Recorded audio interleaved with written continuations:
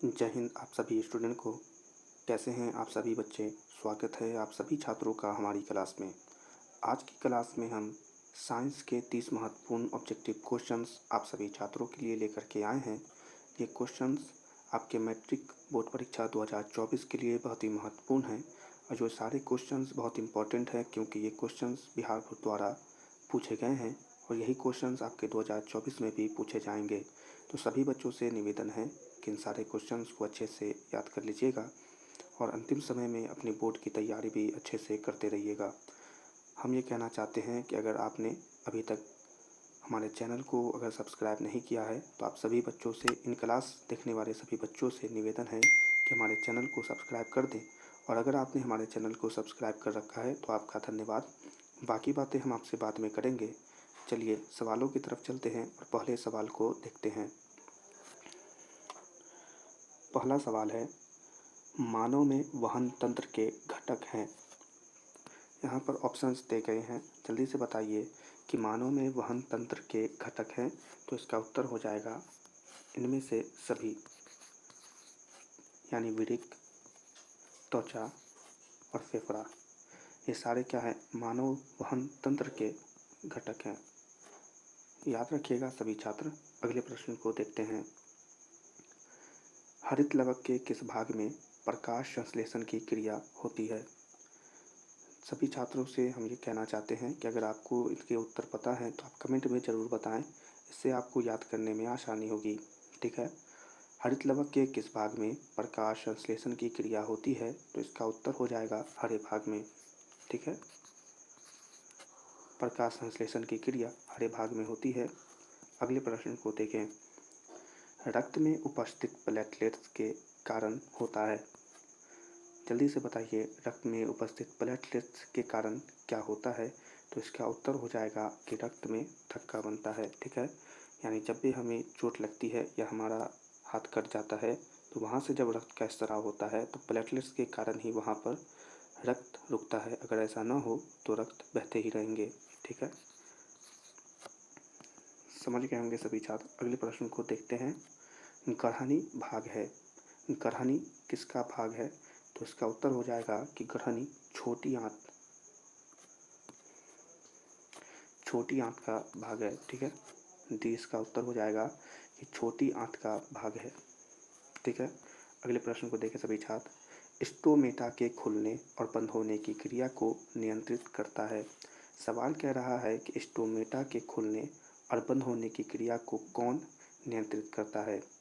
तो इसका उत्तर हो जाएगा द्वार कोशिकाएं। ठीक है, द्वार कोशिकाएं वो हैं जो स्टोमाटा के खुलने और बंद होने की क्रिया को संचालित करती है। याद रखिएगा सभी छात्र। अगले प्रश्न को देखते हैं। कौन सा एंजाइम वसा पर क्रिया करता है। महत्वपूर्ण क्वेश्चन है, जल्दी से बताइए क्योंकि बहुत बार पूछा जा चुका है। कौन सा एंजाइम वसा पर क्रिया करता है। तो इसका उत्तर हो जाएगा लाइपेज। ठीक है, सी क्या हो जाएगा, लाइपेज वसा पर क्रिया करता है। समझ गए सभी छात्र। अगले प्रश्न को देखते हैं। किस प्रकार के शोषण से अधिक ऊर्जा मुक्त होती है। जल्दी से बताइए, किस प्रकार के शोषण से अधिक ऊर्जा मुक्त होती है। तो इसका उत्तर हो जाएगा वायवीय। ठीक है, ये हो जाएगा वायवीय क्रिया द्वारा अधिक ऊर्जा मुक्त होती है। ठीक है, समझ गए सभी छात्र। अगले प्रश्न को देखें। हाइड्रा में क्या पाया जाता है। जल्दी से बताइए कि हाइड्रा में क्या उपस्थित होता है या क्या पाया जाता है। तो इसका उत्तर हो जाएगा स्पर्शक। ठीक है, डी क्या पाया जाता है। तो स्पर्शक हाइड्रा में पाया जाता है। याद रखिएगा सभी छात्र। अगले प्रश्न को देखते हैं। फ्लोएम ऊतकों द्वारा कार्बोहाइड्रेट का परिवहन होता है। ठीक है, जल्दी से बताइए, यह प्रश्न 2020 में पूछा गया था। फ्लोएम ऊतक द्वारा कार्बोहाइड्रेट का परिवहन होता है। तो इसका उत्तर हो जाएगा फ्रक्टोज के रूप में। ठीक है, बी किसके परिवहन होता है, द फ्रक्टोज के रूप में। याद रखिएगा सभी छात्र।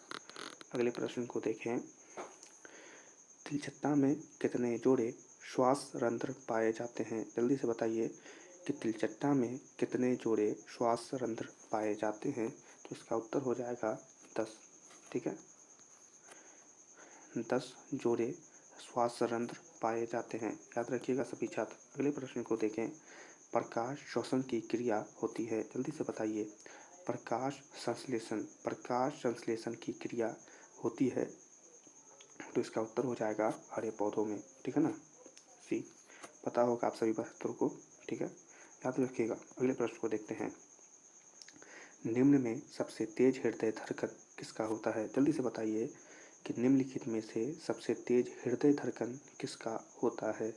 तो इसका उत्तर हो जाएगा इनमें से सभी, ठीक है, इनमें से सभी, यानी अमोनिया, यूरिकम और यूरिया, इनमें से सभी, याद रखिएगा सभी छात्र। अगले प्रश्न को देखते हैं।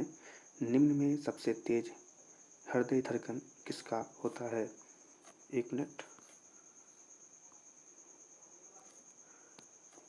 ये सवाल गलत है, ठीक है, ये सवाल 2 बार, इसका कहीं कुछ और आंसर होगा, पर यहाँ गलत दिया हुआ है, तो इस पर आप ध्यान नहीं दीजिएगा, ठीक है। इस वाले प्रश्न को देखें। निम्न में सबसे तेज हृदय धड़कन किसका होता है? जल्दी बताइए, निम्न में सबसे तेज हृदय धड़कन किसका होता है? तो इसका उत्तर हो जाएगा चूहा, ठीक है, चूहा का हृदय धड़कन सबसे तेज होता है। समझ गए सभी छात्र। अगले प्रश्न को देखें।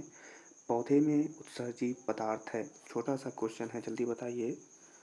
पौधे में उत्सर्जी पदार्थ है, तो इसका उत्तर हो जाएगा इनमें से सभी, ठीक है, डी, यानी गोंद, टैनिन और रेजिन, ये सब उत्सर्जी पदार्थ है पौधे में, याद रखिएगा सभी छात्र।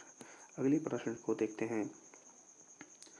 अमीबा में अधिकांश पोषण कैसा होता है? जल्दी से बताइए कि अमीबा में अधिकांश पोषण कैसा होता है? तो इसका उत्तर हो जाएगा अंतर्ग्रहण, ठीक है, कैसा होता है? तो अंतर्ग्रहण होता है। चलिए अगले प्रश्न को देखते हैं। रक्त क्या है? छोटा सा सवाल 2021 में पूछा गया था कि रक्त क्या है? तो इसका उत्तर हो जाएगा कि रक्त उत्तक है, ठीक है, रक्त क्या है? तो रक्त उत्तक है। ये सवाल 2024 में पूछे जाएंगे। अगले सवाल को देखें। डायलिसिस मशीन द्वारा रक्त का शुद्धिकरण की प्रक्रिया क्या कहलाती है? ठीक है, यह सवाल 2023 में पूछा गया था कि डायलिसिस मशीन द्वारा रक्त का शुद्धिकरण की प्रक्रिया क्या कहलाती है? तो इसका उत्तर हो जाएगा हीमोडायलिसिस, ठीक है, डी, प्रक्रिया क्या कहलाती है? तो हीमोडायलिसिस, याद रखिएगा सभी छात्र। अगले प्रश्न को देखते हैं।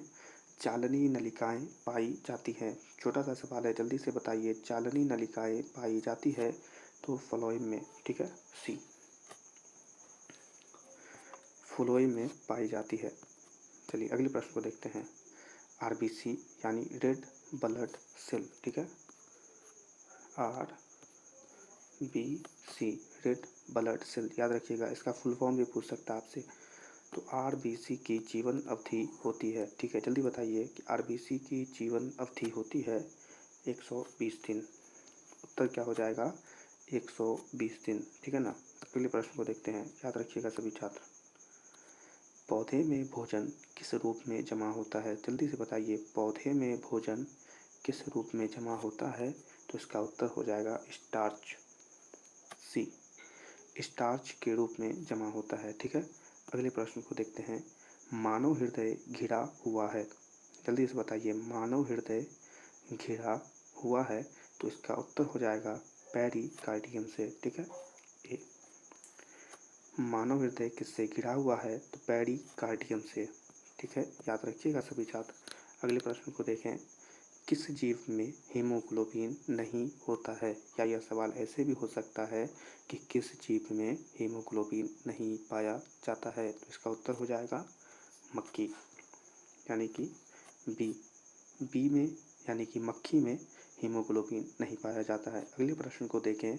हीमोग्लोबिन की कमी से कौन सा रोग होता है? ऊपर वाले सवाल की तरह ही यह भी है, हीमोग्लोबिन की कमी से कौन सा रोग होता है? तो इसका उत्तर हो जाएगा एनीमिया, ठीक है। आप जब 10th पास कर लेंगे, तब आपको इसके बारे में भी पढ़ाया जाएगा। अगर आप साइंस लेके पढ़ेंगे तो एनीमिया के बारे में भी पढ़ाया जाएगा, ठीक है ना।